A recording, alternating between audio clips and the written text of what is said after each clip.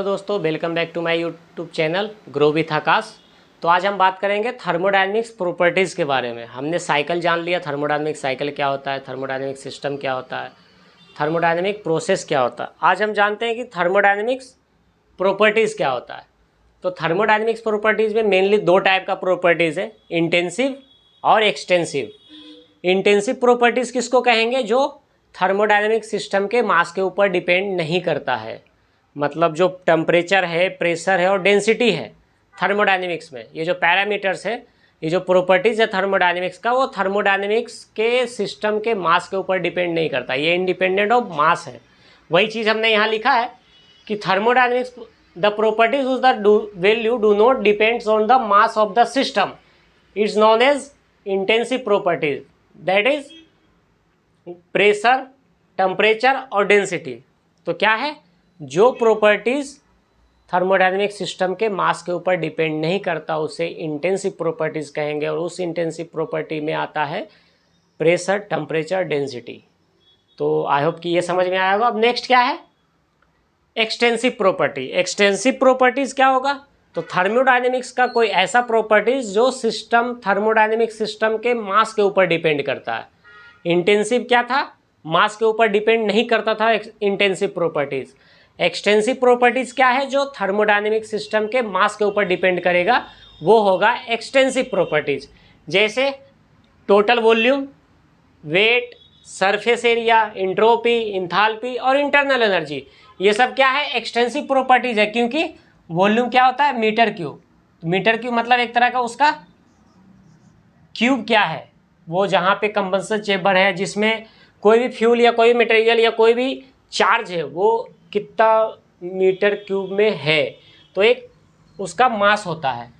Wait भी क्या है? केजी में आएगा। सरफेस एरिया मीटर स्क्वायर में आएगा। तो ये सब क्या है? एक मास पे डिपेंड करेगा कि उसका मास क्या है, उसके ऊपर उसकी प्रॉपर्टीज डिपेंड करेगी। मास के ऊपर क्या है? प्रॉपर्टीज इंक्रीज डिक्रीज होगी अकॉर्डिंग टू मास।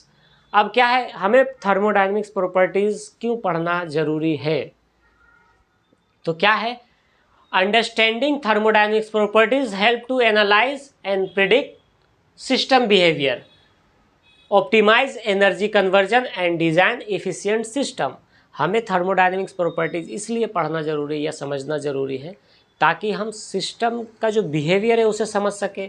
जो उसमें साइकिल्स चल रहे हैं, उसमें प्रेशर, वॉल्यूम कब इंक्रीज हो रहा है, कब डिक्रीज हो रहा है, कौन सा ऐसा प्रॉपर्टीज़ जो उसके वॉल्यूम पे मास पे डिपेंड करेगा, कौन ऐसा प्रॉपर्टी जो मास सिस्टम के मास पे डिपेंड नहीं करेगा। तो ये जानना इसीलिए ज़रूरी है ताकि हम सिस्टम के बिहेवियर को समझ सके, ये जान सके कि एनर्जी कन्वर्जन करने के लिए एनर्जी किस पे डिपेंडेड है और किस पे नहीं है, क्या चाहिए और क्या नहीं चाहिए, और हम ऐसा कोई डिज़ाइन, कोई ऐसा सिस्टम बना सके जो क्या हो, इफ़िशिएंट सिस्टम हो। अब क्या है, दो और प्रॉपर्टीज़ है। अदर प्रॉपर्टीज़ क्या है?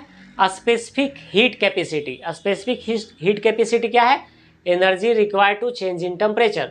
स्पेसिफिक हीट हमें क्यों रिक्वायर्ड होता है? किसी सिस्टम का टेम्परेचर चेंजेस के लिए। अब क्या है? Thermal conductivity. थर्मल कंडक्टिविटी किसको बोलेंगे? Ability to conduct heat.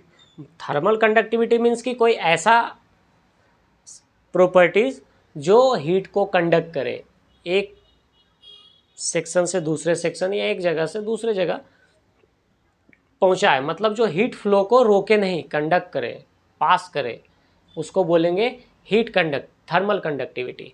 Thermal conductivity क्या है? Ability to conduct heat. जब हम थर्मल इक्विलिब्रियम पढ़ेंगे, जीरोथ लॉ, तो हमें समझ में आएगा कि कंडक्टिविटी क्या होता है। तो थैंक यू सो मच, बने रहिए ऐसे ही। हमारे आगे के वीडियो में देखिएगा कि थर्मोडायनेमिक्स के कितने लॉज हैं, उसका क्या यूज़ है, उसका क्या प्रिंसिपल्स है। आई होप कि आपको ये समझ में आया होगा।